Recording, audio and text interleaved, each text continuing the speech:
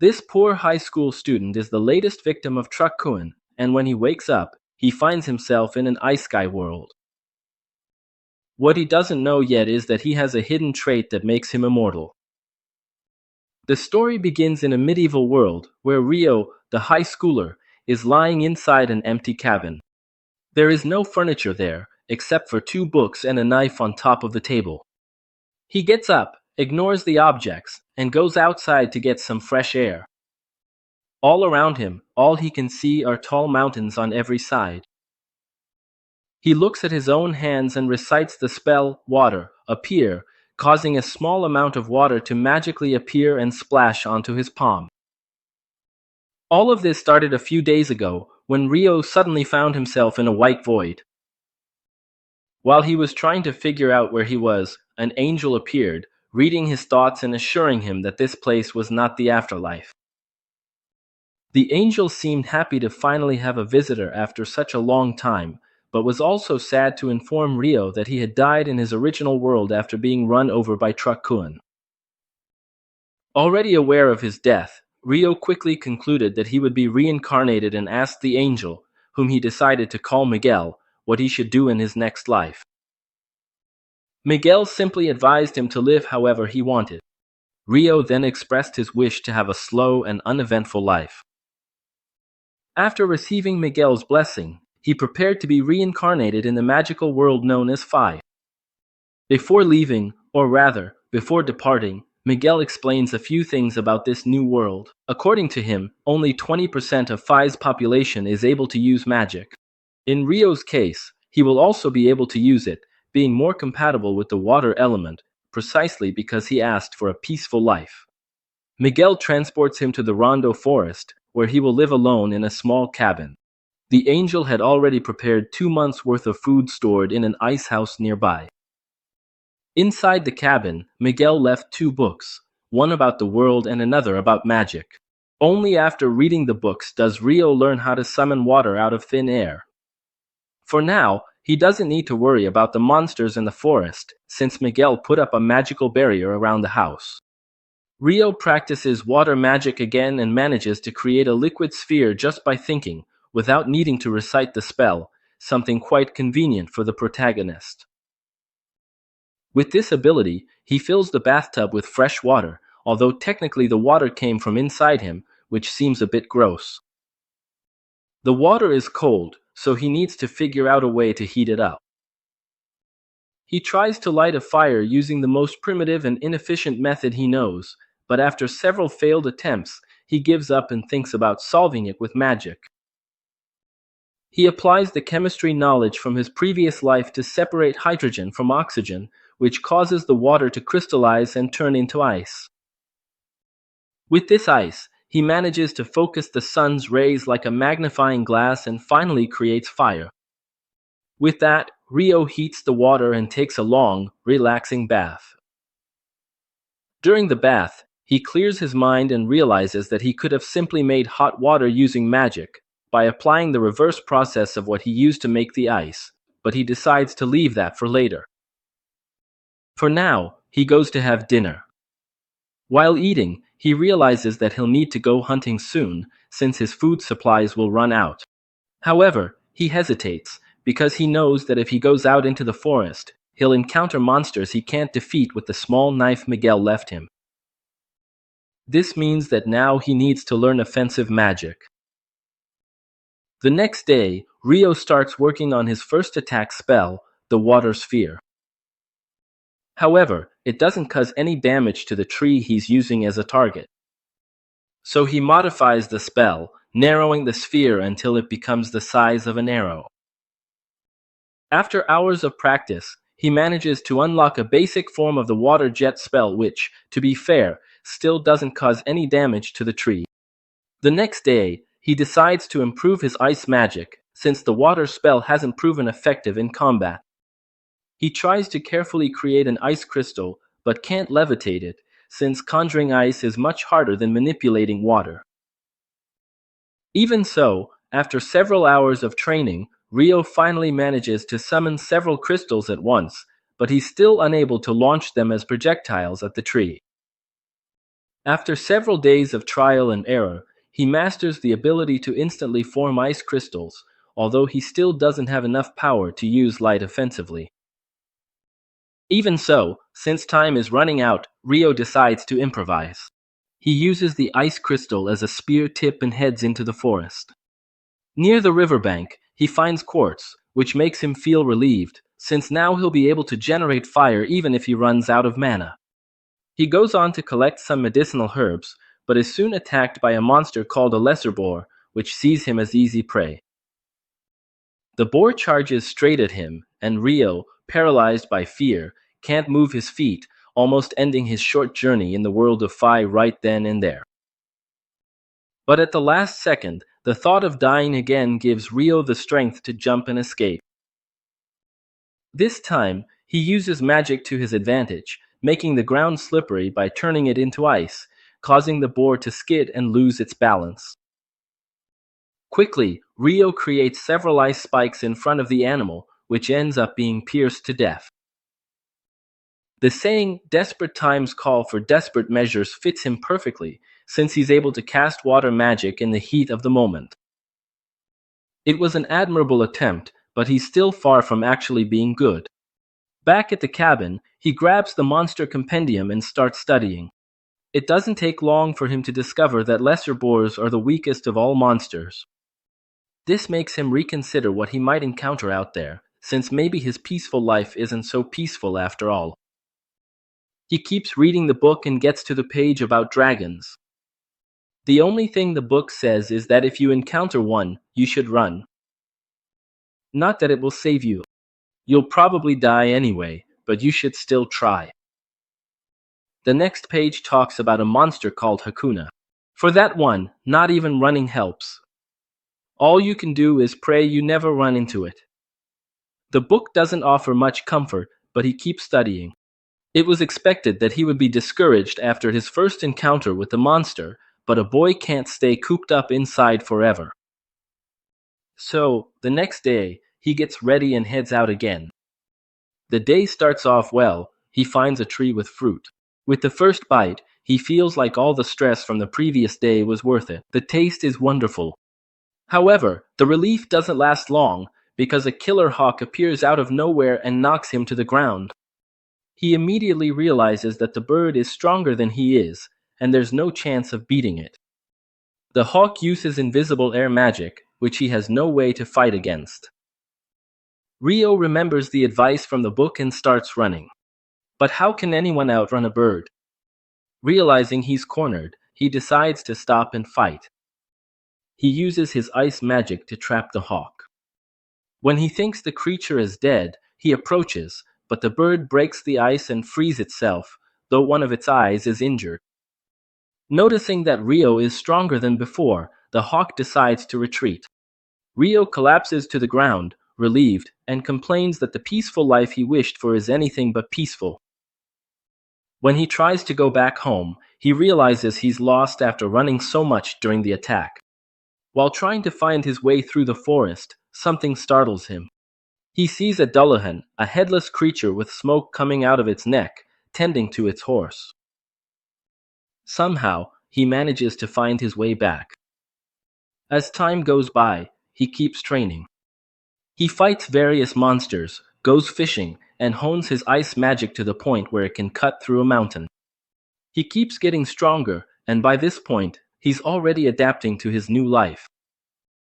But every night, he returns to the place where he saw the Dullahan to face it.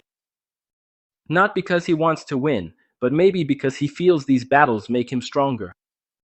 He doesn't know much about Dullahans, since there's nothing about them in the compendium he has. This leads him to think that maybe the Dullahan isn't a monster, or at least not one that's in a beginner's book. After yet another failed fight, he admits that he keeps coming back because he believes the Dullahan wants to make him stronger. He watches the Dullahan forging an ice sword. The creature points the sword in his direction, and he understands that it's a gift. He accepts the weapon, and then the Dullahan leaves in peace. The days, or maybe weeks that follow, are peaceful for Rio, at least until he runs into the vengeful falcon again. On what seems like just another ordinary day of training, he sees the bird in front of him. He notices it's missing an eye and immediately knows it's the same falcon as before. However, now the bird is black and much bigger too. It has evolved. The falcon charges with such force that Rio raises a 5-layered ice wall, but the creature smashes through it easily. He then puts up a 10-layered wall, which is also destroyed. When he throws his ice spear, the falcon flies straight through it and keeps attacking. The support staff he was using falls, and in the heat of the moment, Rio grabs the sword he got from the Dullahan and strikes. The sword works. The falcon pulls back, but soon comes back with full force. Rio manages to stab it with the blade, and the creature falls. He approaches and recognizes the determination of his enemy. After all, he was the one who took the bird's eye again and knows that the falcon evolved just to be able to face him. He admits that, thanks to this fight, he also became stronger. Out of respect, he allows the creature to die by his hand. He pulls the sword from the falcon's body, which finally dies. He continues his journey, completely unaware that a dragon is nearby. Suddenly, the dragon approaches and starts talking to him. Rio is shocked to realize he can hear a dragon's voice. The dragon, in turn, seems relieved to be able to use his telepathy again. He asks Rio if he saw an evolved falcon, and Rio replies that he killed it. The dragon is surprised and questions how a mere human could have enough power to accomplish such a feat. In response, Rio shows him the sword he received from the Dullahan. The dragon immediately recognizes it as the sword of the Fairy King and asks what Rio did to deserve such a gift, but even Rio himself doesn't know the answer. Since the dragon had finished his questions, Rio takes the opportunity to ask his own as well. The two talk until dusk, exchanging words like old friends, until the dragon says he has to leave. Before leaving, Rio introduces himself and the dragon reveals his name, Owen. By this point, Rio is genuinely enjoying his new life. Everything is going so well that even the angel responsible for his reincarnation decides to check his spiritual record again. Upon doing so, he realizes he missed something important. Rio has a hidden ability that he hadn't noticed before. Simply because the last soul he sent to that world didn't have this trait. It's the power of eternal youth. That's right, Rio will never grow old again. But what will he do with this gift? And what will this mean for his existence from now on? While these questions linger, by the edge of a river, a strange boy with red hair is lying on the sand. Who could he be? As he approaches the wrecked ship, he finds a man lying near the vessel. Upon examining him, he realizes the man is already dead. However, soon after, he hears a groan coming from somewhere else and his eyes light up. It's the first human being he's encountered since arriving in this world. The man's name is Abel, and he has flashbacks of being attacked by a monster that looked like a giant octopus during a storm, which ended up causing him to fall into the sea. When he opens his eyes, he realizes he's in Rio's house. He understands that he somehow survived and immediately starts looking for other survivors. When he leaves the house, he becomes even more confused, since he has no idea where he is. At that moment, Rio approaches from behind, and Abel is surprised that he didn't sense him coming, even though he's a skilled warrior. He's also impressed by Rio's style of clothing, but chooses not to comment out of politeness. Abel introduces himself and thanks Rio for saving his life. Rio replies that he was only able to save him, and that everyone else was already dead when he found them. Abel tells him not to worry about the others, since they were smugglers, but before he can give more details, his stomach growls. Rio suggests they continue the conversation over a meal and leads him inside. During lunch, Abel, a bit curious, can't resist and asks about Rio's clothes. He replies that he doesn't have any other clothes and also doesn't have any fabric to make new ones. Abel suggests that he buy some, but quickly stops himself, thinking that Rio might be too poor to afford clothes. However, Rio reassures him by saying that no one else lives in that area besides him. Abel then asks if Rio hunts his own food, and he confirms it. When Abel asks if he uses the knife for that, Rio shows his water magic, saying that he uses it to hunt. Abel is impressed, since only half of the world's population can use magic, and he belongs to the other half that can't. This surprises Rio, since the angel had said that only 20% of the population is able to use magic. Next, Abel asks Rio to take him to the coast, because he needs to check something. On the way, he says that if they find themselves in danger, he wants to be on the front line.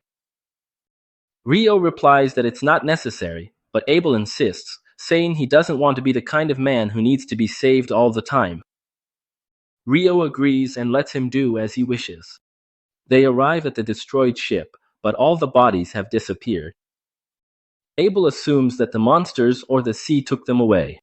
He thanks Rio again for saving him, since he would have met the same fate.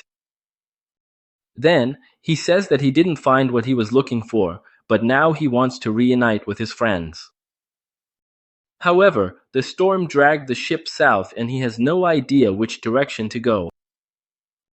Then, he suddenly has an idea and asks Rio if she would like to go with him. Rio is surprised by the invitation, and Abel says he could help him find the way back and, in return, he could get him a job in the city that would allow him to live in better conditions. Rio thinks about the proposal for a while and decides to become Abel's guide to the city. That night, he looks at the garden he worked so hard to cultivate and feels sad to leave it behind. Before going to sleep, he tells Abel that he's going out to say goodbye to someone. The knight is curious, but decides not to press the matter. Meanwhile, Rio goes to the lake where the headless knight lives to let him know that he'll be leaving the forest for a long time. He thanks him for teaching him how to fight and draws his knife, saying that he'll fight with everything he's got that night. The knight also draws his sword, and then Rio charges in with powerful blows, pushing him back. After a long and exhausting battle, Rio is completely worn out and the knight returns to the lake. Rio thanks him once again, and the knight remains silent. However, when he reaches his spot in the water, he turns around and summons a magical suit of armor from the depths as a farewell gift. Rio is moved by the gesture and thanks him again before heading home. The next morning, Rio and Abel get ready to set out on their journey, and Rio starts to feel nostalgic about leaving the place where he spent so much time. Soon, they come across a wild boar in the forest, and Abel asks to take care of it. He charges forward with his sword drawn and uses a combat skill that turns the animal into something resembling a donut. Rio is amazed and asks, "What are combat skills?" Abel explains that they are techniques used by those who fight with weapons. At night, they camp inside a hollow tree, and the next day they continue their journey through the forest. Along the way, they encounter some lizard men in a swamp, and Abel decides to change their route to avoid a confrontation, since these enemies are quite strong. However, Rio senses that they are being followed, even after changing their path. Abel gets ready to fight, and Rio says there are too many enemies, so he'll use magic as well. Abel thinks Rio won't be able to fight without his staff, but is shocked when he sees him summon 4 ice spears and defeat 4 lizard men at once. After the fight, Abel asks about the spell he used. Rio replies that it's just an ordinary ice spear, but Abel says that his wind mage friends can only cast 1 attack at a time, while Rio cast 4 at once. Rio says that must be a limitation of wind magic, since that's normal for water magic. Abel decides not to think too much about it and says they should continue their journey. But before that, Rio creates 2 ice cups and fills them with magically summoned water. Abel notices that Rio used a different incantation than the one he used before and confronts him, but Rio brushes it off, saying Abel probably just misheard last time. Soon after, Abel hands a coin to Rio, and Rio, excited, says it's the first time he's ever seen money in his life. Abel is completely baffled. He already suspected Rio was poor, but not to the point of never having seen a coin before. So, he decides to explain a bit about the world to him, starting with the three main nations of the Central Plains, the Kingdom of Nightly, the Deb Empire, and the Randall Federation. Rio immediately starts making fun of the name Deb Empire, saying it's a ridiculous name, and as he keeps mocking it, the two of them arrive at a wide clearing. Suddenly, he notices a stone moving on its own.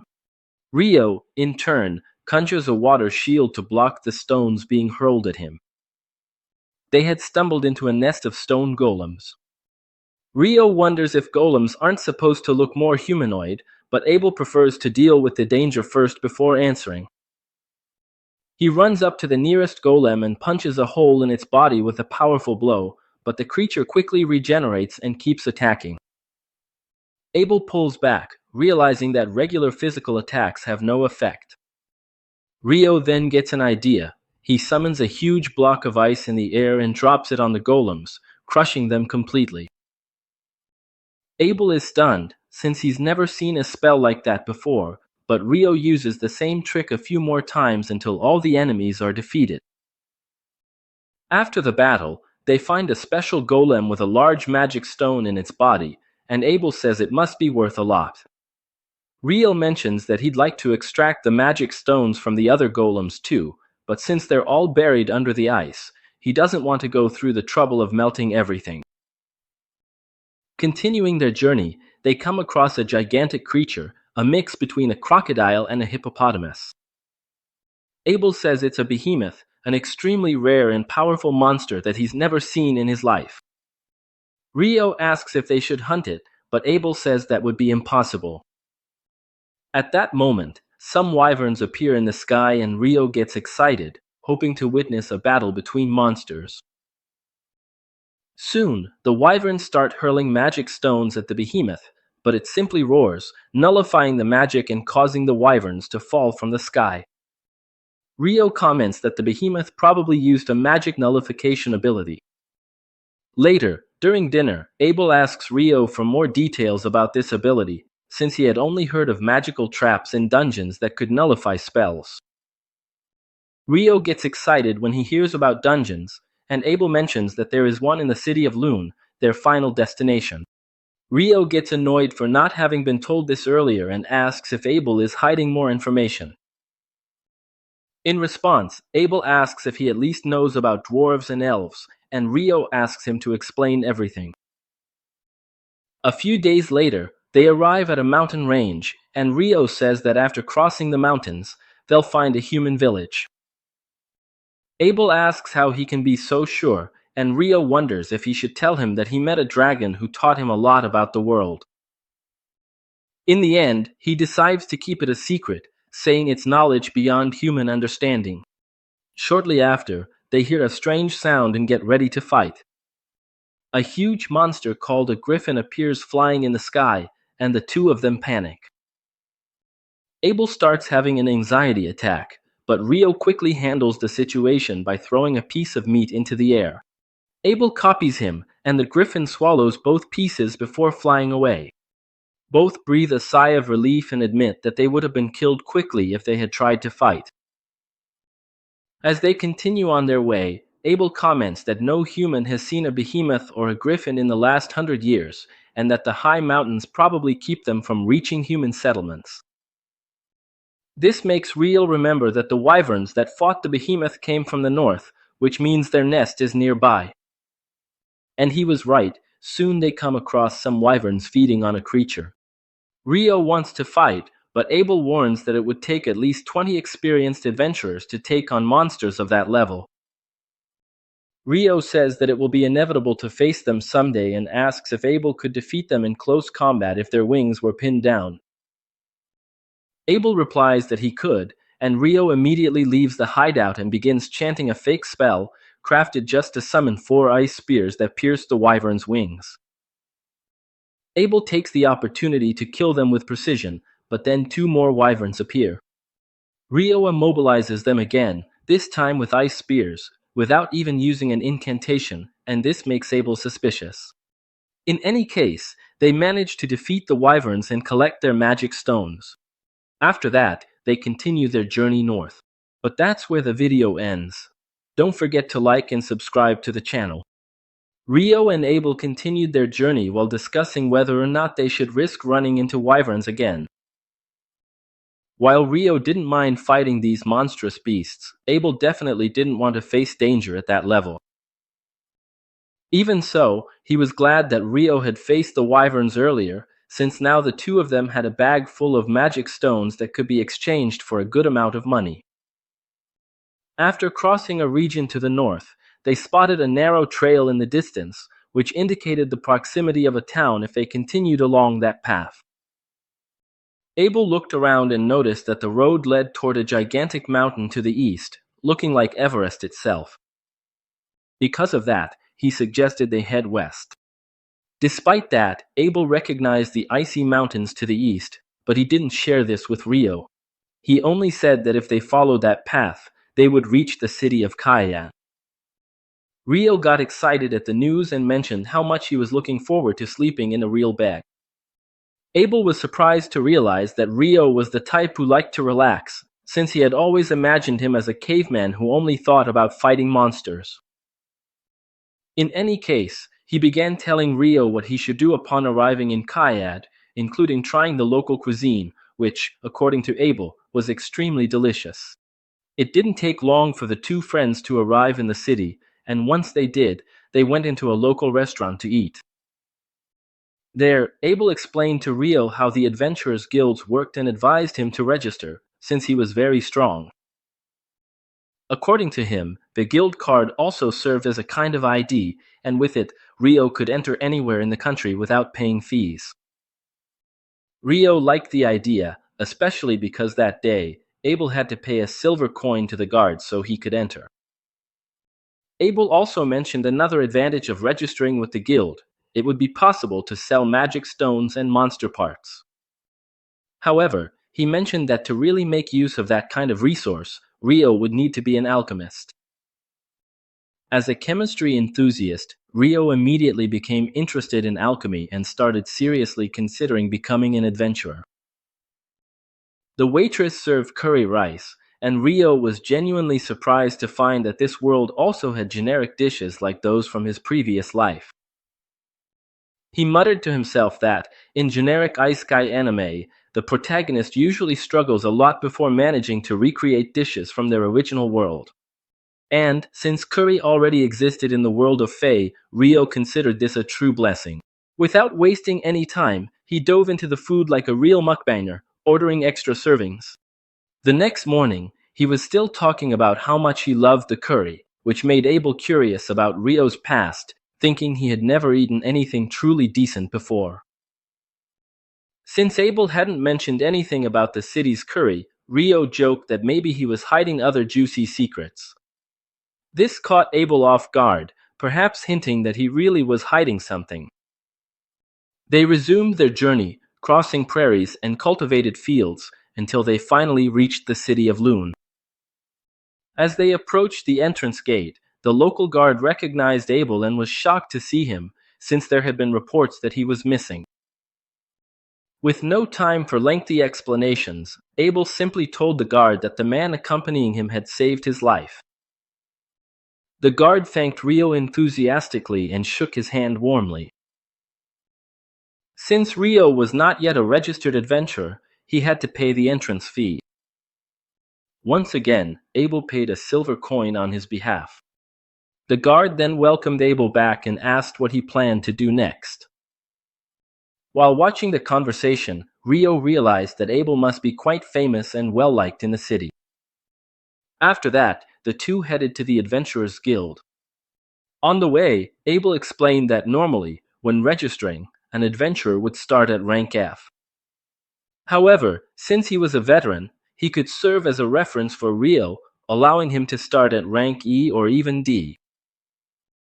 The ranking rules followed common logic. The higher the rank, the more difficult the available missions would be. Even so, Abel thought that Rio wouldn't even need to accept missions, since he would get rich just by selling all the magic stones they had. The quantity was so large that, if they sold everything at once, they could even crash the market. That's why Abel wanted to consult the guild master before making any decisions. As soon as they entered the guild, everyone was shocked and excited to see that Abel was alive and well. Several people gathered around him, and Rio smiled when he realized he had made friends with someone so popular. He chose to leave so as not to get in the way and decided to take a walk around the city. During his stroll, he met an elf girl who showed interest in his clothes, identifying them as belonging to the fairy king. Rio was confused, since he had no idea who this so-called king was. Unfortunately, the elf said she was in a hurry and left quickly, saying she hoped to see him again soon. Abel showed up soon after, looking for Rio, and took him back inside the guild, introducing him to everyone as the man who saved his life. Abel pushed him forward, and in no time, everyone was happy and grateful to Rio for his bravery. After everyone went back to their tasks, Abel took Rio to the guild receptionist to start the process of registering as an adventurer and personally recommended him, asking that Rio be registered directly as a rank D adventurer. The receptionist was incredulous to see that someone like Abel, a member of the renowned Crimson Sword group, was endorsing someone. She reveals that this is the first time a member of that group has done such a thing, which means Rio must be someone really special. Even so, she approves the request, but explains that Rio will still need to undergo a mandatory physical assessment. Meanwhile, Abel says that he needs to talk to the guild master. Soon, the dramatic guild master, Rio, comes running as soon as he hears that Abel has returned. Abel then introduces Rio to him and says that he wants Rio to take the rank promotion exam. Rio replies that for that, it will be necessary to test Rio's strength. But Abel says that Rio is stronger than he is, which the guild master finds hard to believe. To prove his point, Abel shows Rio all the magic stones they collected from the wyverns, and Rio is completely shocked. He says that the amount of magic stones indicates that they hunted enough wyverns to destroy an entire country. Abel reassures him, saying there's no reason to worry about a monster attack, since they hunted the wyverns south of the Malefic Mountains. Rio then asks if the name of the mountain has any special meaning, and Rio replies that he has never heard of anyone crossing those mountains safely. They are so dangerous that not even the highest-ranking adventurers dare to go there without a very strong reason. Rio is astonished to learn that he and Abel were the first to accomplish this feat, and immediately agrees to have Rio's rank increased without the need for an exam. At that moment, Abel's group bursts into the room, visibly moved to see their companion again, believing they would never see him again. The guild master decides to leave them alone so they can catch up, while he takes Rio outside to complete his registration. Rio goes with him, and Abel asks him to wait at the reception afterward, because he wants to take him to a special place. Rio leads Rio to his office, explaining that Abel's group, the Crimson Sword, is one of the strongest and most popular in the guild. Rio doesn't seem surprised, but he questions whether he really deserves to start directly as a rank D adventurer. Rio then replies that he knows Abel's talent well, but he also knows that Abel wouldn't be able to defeat a wyvern on his own. This leads him to believe that Rio played an essential role in the fight, which justifies his initial rank. Soon after, the receptionist arrives at the office with the necessary equipment to formally register Rio as an adventurer, and Rio leaves that part to her, since he's overwhelmed with paperwork. The receptionist, named Nina, introduces herself and begins the basic interview. She informs him that Rio can stay in the guild's accommodations for 300 days after registration, but after that, he'll have to find another place to live. Next, she mentions the dungeon exploration course offered by the guild for newcomers like him. Rio immediately expresses interest in joining, and Nina schedules a class for 2 days later, at 9 in the morning. Rio is shocked to discover that there are clocks in this world. The receptionist then continues with the registration process and asks Rio to place his hand on a crystal device. As soon as Rio touches the crystal, It scans his biometric data and transfers it to a metal plate on top of the device, turning it into his guild card. Nina congratulates him on being officially registered. After that, they leave the office, and soon after, Abel takes Rio on a tour around the city. He says he wants to buy clothes and a staff as payment for having escorted him there. Rio thanks him for the clothes, but is curious about the staff. Abel explains that all mages need one, but Rio replies that he can use magic perfectly well without any tools. Besides, he also fights with a sword in close combat, so a staff wouldn't be useful for him. Abel is surprised, even more so when Rio reveals that the small knife he carries is actually his sword. Even so, Rio says there's something more urgent than clothes or a staff: basic information about how the world works. In a short time, he discovers that the hours, days, weeks, and months follow the same pattern as on Earth, and that even the metric system is used. This convinces him that someone from Earth came to this world a long time ago and changed the local culture, explaining the many similarities with his world of origin.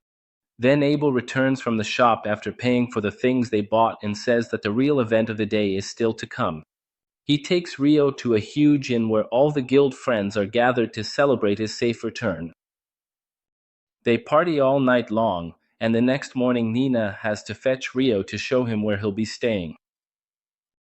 She leads him to a room where two rookie adventurers are already settled in. The brown-haired guy introduces himself as Neos and the blonde one as Ito. They welcome Rio, and as soon as Nina leaves, Neo starts talking about how much he likes her. Ito scolds him, telling him to stop dreaming about women out of his league. Then, he starts chatting with Rio about life in the guild accommodations. Suddenly, Nina returns to the room with another newly registered adventurer, who shyly introduces himself as Amon. And just like that, the four guys quickly start to form a bond of friendship. A few days later, Rio and Amon finish their crash course on dungeon exploration for beginners, and the instructor tells them that in the afternoon they'll be entering the first level of a dungeon. Amon is visibly tense about the idea, but Rio tries to calm him down, saying that if he lets his nerves get the best of him now, he'll be exhausted when they actually need their energy. The instructor then asks if anyone has any questions, and Rio brings up a question about the possibility of instantly traveling to floors they've already cleared. The instructor is impressed, since only experienced adventurers know about that. He explains that some dungeons in the south have this instant travel feature between checkpoints, but the lone dungeon doesn't offer such an advantage. Next, the instructor leads all the students to the dungeon, which is located in the center of the city. He explains that the city was built around the dungeon and that every few years, the monster population suddenly increases, sometimes even reaching the surface. The walls around the dungeon serve to protect civilians from these attacks, but he reassures the newcomers, saying that at the moment there's no risk of a massive monster wave. Soon, the group arrives at the first floor of the dungeon, which is a safe zone with no monsters. The instructor lets the students explore the floor, but warns them that they should stay close to the entrance. Rio and Amon pair up, and soon Rio senses a monster approaching. He tells Amon to attack while he holds it down, and the nervous boy draws his sword. A few moments later, a monstrous ant appears, and Rio immediately identifies it as a soldier ant, something he read about in a book. He instructs Amon to strike at the creature's neck while he immobilizes it with ice spears. Rio pins the monster completely to the ground, and Amon manages to decapitate it easily, achieving his first kill. Euphoric, he celebrates, and Rio collects the ant's magic stone as a trophy from their first successful hunt. Later, they have dinner with their roommates, who want to celebrate their first dungeon expedition and are impressed that they managed to defeat a soldier ant. Amon admits that he only delivered the finishing blow and that Rio was the one who actually restrained the monster. He then says that he wants to go back to the dungeon the next day, but is afraid to go alone. Rio offers to go with him, saying that he's also interested in investigating further, especially because he found it odd to encounter a monster on the first floor when the instructor had assured them there wouldn't be any. Ito mentions that he also heard rumors about soldier ants showing up on the upper floors lately, which leaves the boys intrigued about the cause of this. At that moment, Abel appears and explains that these ants are able to dig up to the upper floors. The boys are shocked to see the most famous adventurer in the city up close. Rio, as always, remains straightforward with his friend, and Abel asks the boys to look after him, since he doesn't have much common sense. Suddenly, Neo stands up respectfully and introduces himself to Abel, saying that Abel is his idol and that one day he wants to be a famous adventurer like him. He asks to shake his hand, and Abel agrees, advising him to work hard but always prioritize his own survival.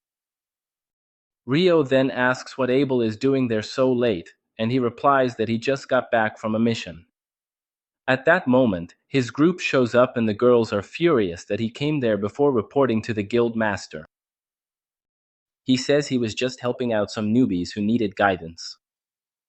But Lin, with disdain, tells Owen, Shek's long-lost son, to carry him away. The big guy throws Abel over his shoulder while Abel screams like a child. Lin then starts staring at Rio with envious eyes, which makes him uncomfortable, and he asks what she wants. But the priestess Leia steps in, telling Lin to stop and apologizes to Rio for the trouble. As they walk away, Ito and Neil start acting like fans, commenting about the group. But Rio doesn't understand what they find so impressive about that bunch of idiots. Meanwhile, Ria tells Lin that it wasn't cool to keep staring at Rio, but she replies that she was just curious, since Abel always talks a lot about his magical abilities.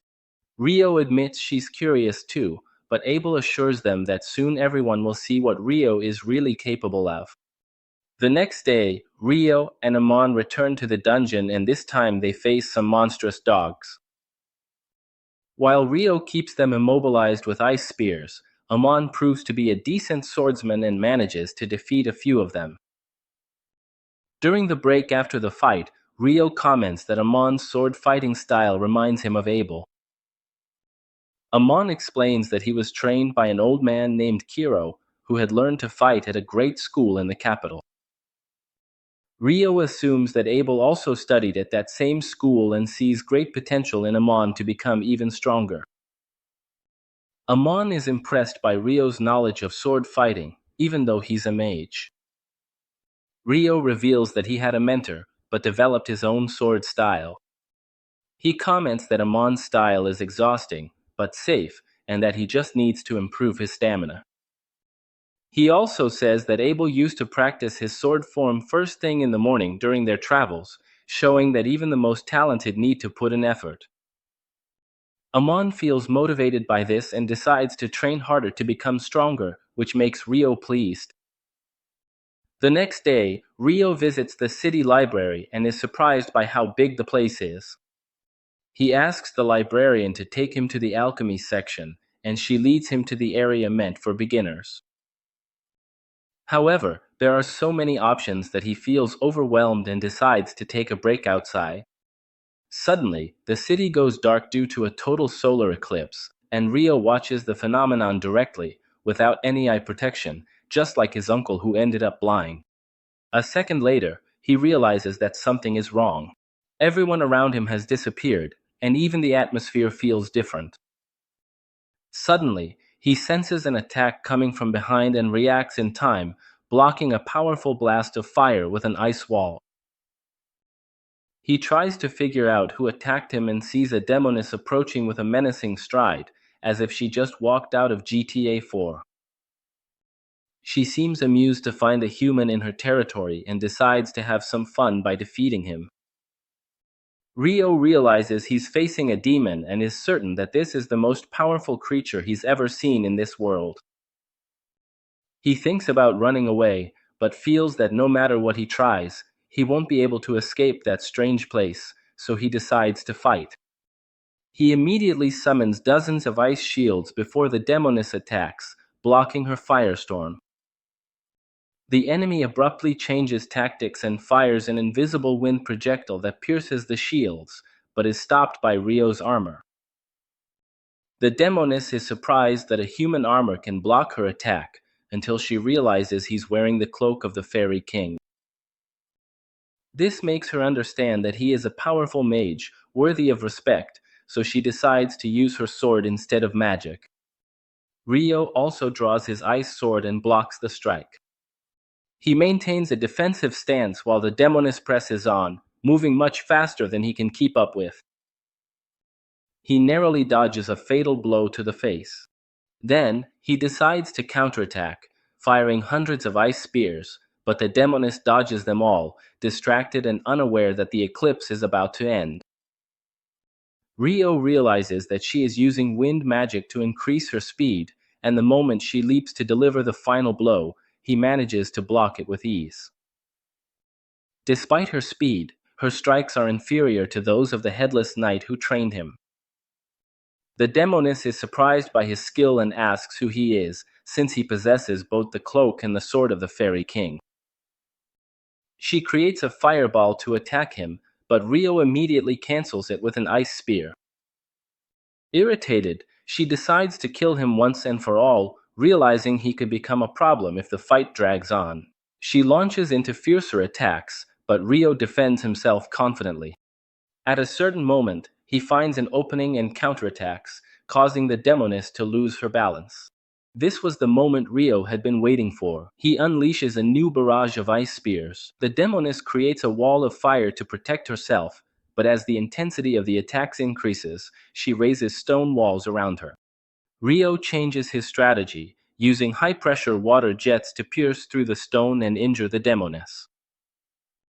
She is surprised to realize that the attacks actually cause damage, but luckily for her, Rio was attacking blindly because of the smoke. Determined to end the fight, he moves in to deliver the final blow, but the Demoness leaps toward him and blocks the attack. During the aerial clash, Rio notices that her wounds are healing rapidly. This distraction allows her to hurl him against a building. When she is about to launch a final attack, she notices drops of water falling from the sky. Curious, she feels one of the drops on her face and screams in pain when she discovers that the water is hotter than boiling point.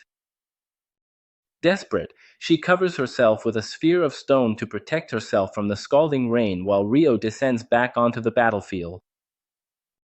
Suddenly, the demon woman unleashes a powerful flame spell, blowing up everything around her. She walks toward Rio in a menacing way, but at that moment, the eclipse is almost over and her sword begins to disintegrate as soon as the sunlight touches it. The Demoness remarks that they won't be able to finish the fight this time, and Rio, annoyed, tells her to just disappear already. Leonore isn't bothered by his rude tone and introduces herself, asking for Rio's name. He reveals his name, making it clear that he doesn't want to know anything about a demon.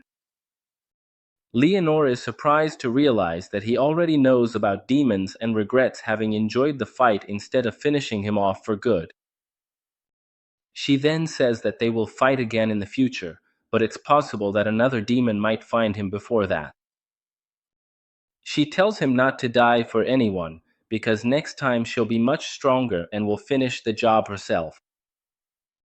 Rio is shocked by her statement, but soon the eclipse ends and everything returns to normal, leaving no trace of the battle that had just taken place. Feeling strange and unsettled, Rio decides to buy some books and then get some rest. He goes to the bank first to withdraw the money he got from selling Ivan's magic stones, and then stops by the dormitory to see his friends. Noticing that they're not in the room, he gets ready to leave, but ends up finding them being bullied by other adventurers. Mills and Ito accuse Rio of being a coward for attacking the bullies while they were injured, but the group leader, Dan, retorts that monsters ambush people the same way in the dungeon and that they'll die if they don't learn to deal with it. Suddenly, Dan's henchmen are knocked out because Rio attacked them from behind. He then agrees with Dan, saying that he's right, but that he should take his own advice from time to time. Next, he asks if Dan is ready to run now that his friends have fallen. Dan tries to punch him, but Rio easily dodges and hits the guy's stomach with the hilt of his sword, making him throw up his breakfast. After that, Rio goes to heal the friends, saying that they need to work on their endurance so that no idiot can catch them off guard again. But before that, he recommends that everyone rest and recover. They head to the public bath, where the priest Ito heals the wound that Rio got from the wind bullet. Everyone is curious about who could have managed to injure someone as strong as him, but Rio decides not to say anything about the demon girl for now, since the most important thing at that moment was to relax. And that's where the video ends.